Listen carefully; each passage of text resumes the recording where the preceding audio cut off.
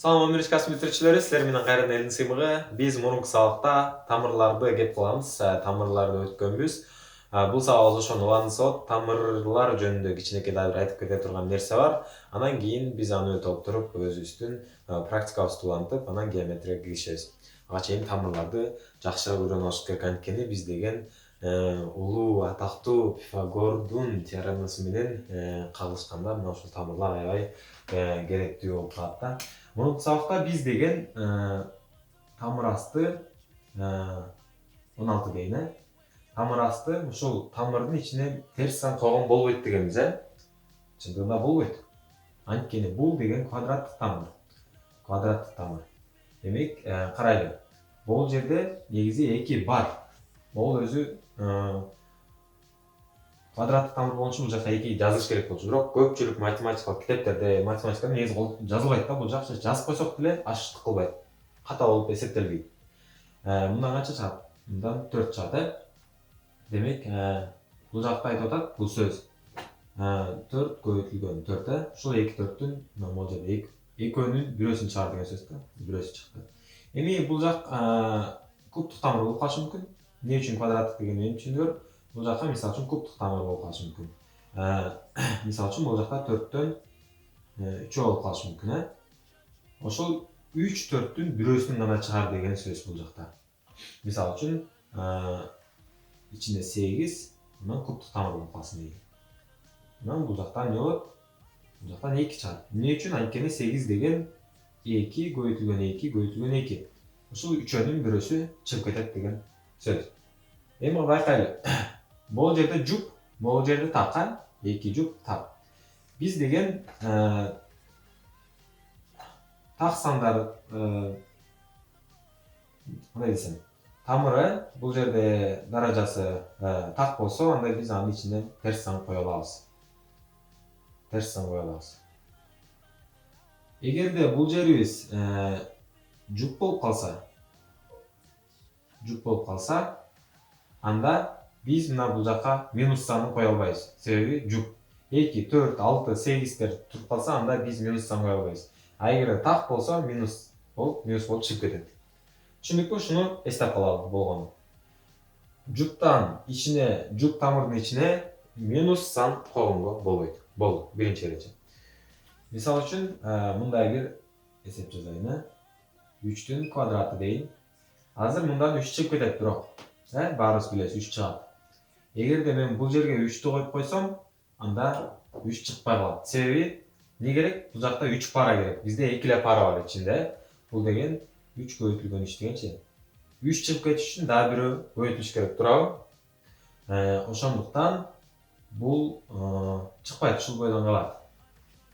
Биз деген ушуну минтип жазып алсак болот. 3түн өзүн жазабыз. Бул 2-ни үстүнө көтөрөбүз. Бул 2-ни астына түшүрөбүз, 3тү астына түшүрөбүз, дагы монтип жазып салсак болот. 3түн 3төн 2-нчи даражасы деп. Түшүндүкпү? 3түн 2-нчи даражасы деп жазып салсак. Мисалы үчүн, тамыр асты 5 дейин, Биз бул санды минтип жазып алсак болот. 5 2ден 1. Эмне үчүн? Анткени бул жакта көрүнбөгөн 2 бар. Анан бул жакта көрүнбөгөн 1-нчи даража бар. Демек, 1ди үстүнө чыгардым мынакей, 2-ни астына түшүрдүм. Демек, бул жазылыш экөө бир маанилүү туюлду. Муну биз ушул тамырдын иррационалдык көрсөткүчү даражалары деп атап коебуз. Демек, түшүндүк, Мисалы үчүн, 25тин 2ден 1-нчи даражасы десе, силер бул деген 2 бул жакка кетет. Тамырды жазып аласыңар ичинчи. Бул 2 маяка кетет. 1 болсо бул жакка кетет. Ичинде 25 калат.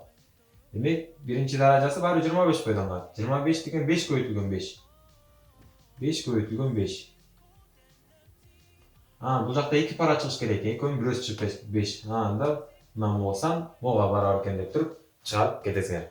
Мисалы үчүн, ушундай эсепти биз деген кантип чыгарсак болот? Бул 64 деген кандай сан? 8 көбөйтүлгөн 8, Бул 3. Эми байкайлы. Могул деген канчанын канчанчы даражасы эле? 2'nin 3. darajası.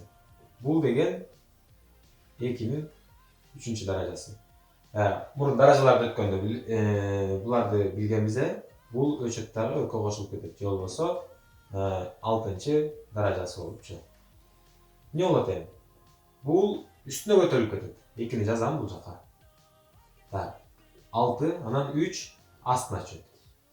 Же болбосо 6-ны 3кө бөлсөк 2, 2'nin 2 даражасы же болбосо 4 деген жоопко ээ болобуз. Мына ушул эсептен. Демек, мына ушундай өзгөчөлүктөрү бар экен тамырдын. Дагы бир кичинекей өзгөчөлүгү бар. Тамыр асты 2 дейин, бул жакта сыртында дагы бир 2 бар дейин. 2 көтүгөн тамыр асты 2. Мен бул 2'ни тамырдын ичине киргизиш үчүн эмне кылчу элем? Мурунку сабакта өткөнбүз. Бул квадратка көтөрүлүп туруп ичине кирет тамырдын, ошондо 4 көбөйтүлгөн 2 болуп калат. Бул бияка могул квадратка көтөрүлүп туруп кирет. Эгерде бул жерде 3 болуп кала турган болсо, анда бул деген 9 болуп калмак. Эмне үчүн квадратка көтөрүлүп кирип атат? Анткени могул жерде 2 бар. Бул айтып атат, сен квадратка көтөр, анан ичине кир дейт. Мисалы үчүн ушул эле жерде 3 болуп калсын дейли. 2 көбөйтүлгөн кубтук тамыр астындагы 2 дейт. Бул кубтук тамырдын ичине кириш үчүн мына мондан уруксат сурайт. Мен кире берейин дейт. Ооба, кире бер. Бирок сен 3 даражага көтөрүлүп тургандан кир дейт да. Анда макул дейт. Анан 2'nin 3 даражасы көбөйтүлгөн 2 болуп калар. Анан бул жак болсо кубтук тамыры, же болбосо 2'nin канчанчы даражасы? 4 даражасы болуп кирет. Демек азыр бул жакта 4 бар экен, 2ден, кайра могу калыбын алып келип коебуз. 2, 2, 2. Ошонун 3өсү бул жака жалгыз 2 болуп чыгып кетет. Бирөө чыкпай калат, анткени 3 эле пара деп атат. Бул жакта 3 эле пара чыгыш керек. Анан 3 пара. Пара деген 2. 3 эле чыгыш керек, анан бул жакта жалгыз 2 калып калды. Кайра эле бул кубтук тамырды жазышым унутпайсыздар. Кайра эле ушул калыбына келип калдык, Түшүндүкпү? Тамырдын ичине киргизиш үчүн демек өз формула түзүп коелучу мынакей. Кандайдыр бир А болсун дейли, бул жагы n болсун да, каалагандай сан болот да бул жакчы. Анан бул жакты k деп коеюн. Анан биз деген k'ны бул тамырдын ичине киргизиш үчүн тамырды жазабыз, n дейбиз, a калат ушул бойдон. Биз деген k'ны n-нчи даражага көтөрүп тургузабыз. Мына формулалар негизи ушинтип эле түзүлөт. Биринчи эсеп чыгат, анан формула түзүлөт да. Бирок буларды түшүнүп алсак, формула бизге кереги жок болуп калат. Мисалы үчүн, бул эсепти чыгарууда биз деген мына могул жерге көңүл бурушубуз керек. Бул менен муну алмаштыра албайбыз, 23 эмес. Бул тамырга тиешелүү, бул 3кө тиешелүү. Барабар дейин, барабар. Бул 3'түн квадраты тамырдын ичине киргиси келип атат. Эмне кылыш керек? Мындан уруксат сураш керек. Анан макул уруксат берди, бирок эмне 3 даражага көтөрүлүп туруп кир дейт, Кош келиптирсиң дейт үйгө. 3'түн 2 даражасы бул өзү. Ошону кайра 3 даражага көтөрүш керек. Анан бул жакта ичинде коноктор тозула турган 4 бар болчу. Анан биз билебиз, 3'түн бул эле 2ге көбөйтүп коебуз, Демек 3'түн канчанчысы болот? 3'түн муну унутпашыш керек, мен да унутуп калып атам кээде. 3'түн 6 даражасы көбөйтүлгөн 4. Демек бул жак 3. Мына мынтип киргизип салсак болот экен. Түшүндүк, оңой эле нерселер. Мисалы үчүн 5тик тамырды койсок болобу, 5тик тамыр.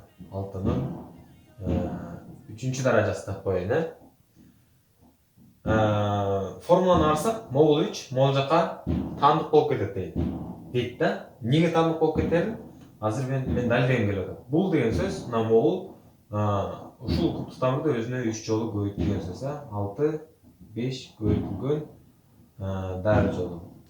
5тик тамыр көбөйтүлгөн. Тамыр ичинде 6 көбөйтүлгөн 5тик тамыр 6.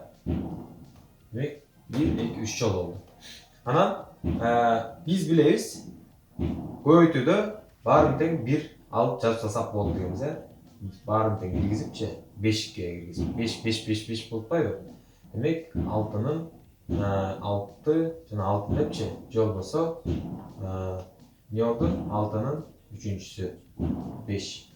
Демек 5 мына могу там сыртына турбай тамырдын. Бул ичине жөн эле киргизип салсак болот деген далилди далилдедик. Эми формула түзүп болушуга, мисалы үчүн кандайдыр бир тамыр белгисине n тамыры ичинде a бар дейли. Анан могу жеринде m'дин даражасына көтөрдүк, кайсы кандайдыр бир сан бар. Анан жөн гана m'ни жазабыз дагы a'нын m'инчи деп койсок, мына биз өзүбүз жаңы формула түзгөндөй болуп калабыз. Түшүндүкпү? Демек касиеттери мына ушундай тамырлардын. Мисал үчүн мындай келип калсын дейли.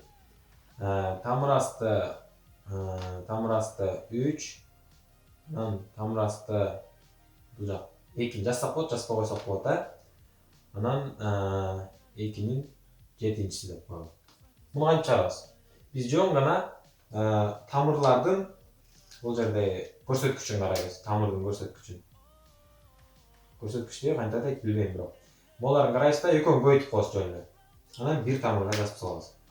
Экөөнү көбөйтсөк 3-тү 2-ге көбөйтсөк 6 болот, ичинде 2-нин 7-чиси. Демек ичинде 2ден 7 жолу бири-бирине көбөйттүр. Ошонун 6оосун жалгыз 2 кылып чыгарабыз дагы, ичиндеги бирөөсүн 2-ни калтырабыз. Бул жак бирок 6лык тамыр болуп кала берет, Мына ушундай кылабыз. Демек кандайдыр бир мисал үчүн бул жакта тамырдын сан бар болсун дейли, бул жак n болсун дейли. Сыртында дагы бир тамыр m болсо, анда биз деген баарын бир тамырга алып туруп m көбөйтүлгөн n деп жазып салсак болот деген тыянакка келдик. Мынакей тамырлардын бардык касиеттерин бүттүк десем жаңылышпайм. Азыр ортого керектүү бир эсеп бар, ошону билип алабыз дагы, анан кийин сабактышты жыйынтыктайбыз. Эми бул эсепти байкасак, биз x'ти табышыбыз керек экен. Анан биз мисалы үчүн x'ти оңой таба алмакпыз, эгерде могул жер 15 болсо, экөө тең тамырлар окшош болсо. Анан биринчи мына могу көңүл буралы. Бул деген 16 деген кандай болот? 2-нин 4-чү даражасы. Бул 3 бойдон берсин, макул. X 15. Эми карайлы. Биз деген тамырлардын көрсөткүчтөрүн теңдешибиз керек. Теңдеш үчүн бир эже жабат. Сен бул жерде 15 кылгың келсе, мисалы үчүн кандайдыр бир санга көбөйтөсүң да, мисалы үчүн 5ке көбөйтөм. Анда сен мына могул ичиндагы 5-чи даражага көтөрүшүң керек деген эреже бар. Демек, эми ошол эреже менен чыгарып көрөлү. X бул жер 15 барабар. Мен азыр маяка 5ти көбөйтөм, 3 көбөйтүлгөн 5. 15 болот. 2-нин 4-чүсү эле. Аны дагы көбөйтөм. Кайсыга? 5ке. 5ке. Анан барабар. Бул жер 15 болду. 2-нин 15-чиси. Анан бул жер канча? 20 болду. Баары тең 15. Демек x 2-нин 20-чысына барабар болуш үчүн анда могул жерде ичи дагы 2-нин 20-чысы болуш керек. Демек x деген барабар экен 2-нин 20-чы даражасына. Демек ушинтсек болот экен. Анда ушуга бир формула түзүп коелу. Любой жерден чыгарып кеткендей болупчу. Тамыр асты a'нын n'инчи даражасы жана жок. Макул. N'инчи даражасы дейин барабар тамырды жазам. Буга m деген сан турат. n деп турат. Биз деген муну кандайдыр бир санга көбөйтүш үчүн, мисалы үчүн π деп коеюн, муну дагы πге көтөрүшүбүз керек деген формула келип чыгат. Дагы бир айта кете турган нерсе бар. Мисалы үчүн бир бөлүнгөн тамыр асты 2 деп коеюн, 2. Бул деген эмне деген сөз эле? 1 бөлүнгөн 2-нин 2ден 1-чи даражасы, 2ден 1-чи даражасы. Демек, биз деген мурунку даражаларды өткөн эметкенбиз. Бул 1 бөлүнгөн болсо, анда үстүнө чыгып кетсе, 2-нин минус 1 бөлүнгөн 2-чи даражасына айланып кетет деген бир тапшырма чыгарганбыз да. Мына ушундай кылып, бул минус 2 тамыр асты 2-ни үстүнө чыгарып салсак болот. мынакей бүгүнкү өтө турган темаларыбыз ушул болду. Кийинки практикага даярданалы ошол темаларды жакшыраак кайталап, башка китептерден боло издеп, ар кандай маселелерди, ар кандай эсептерди чыгарып, күнүнө эң аз дегенде 20 мүнөт, эң көп дегенде 2 сааттан ортага даярдансак, анда биз деген канча ай калды? Январь бүттү, февраль, март, апрель, май. 4 айда 120 күнүңөр бар. 120 күндө жаңы бир 120 нерсе үйрөнсөңөр, анда чоң ийгиликке жетишесиңер. Силер менен Элдин Сим болду. Кийинки сабакта көрүшкөнчө кош болуңар достор.